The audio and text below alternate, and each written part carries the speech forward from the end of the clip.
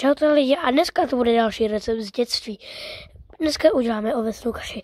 Prvně nalijeme vodu, pak si dáme trošku mechu a jako na závěr, tak si to zalijeme hezky pískem. Teď si vezmeme, pokud máme doma, tak si můžeme vzít opět další mech. Ale jestli fakt máte dobré rodiče a dovolí vám udělat jednu věc, jo, tak vypadá to fakt čunácky, já vím, jestli vám dovolí i vzít hlínu a ji tam přidejte.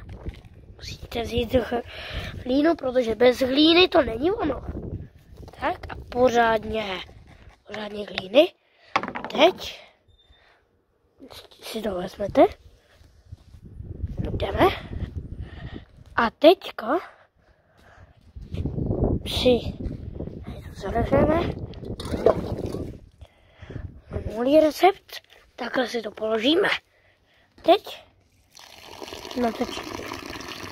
natočíme vodu.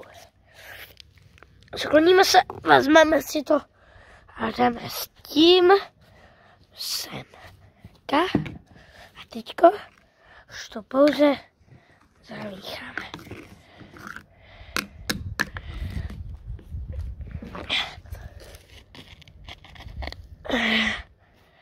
Dáme ještě hlínu pořádně. Hlíny není nikdy dost.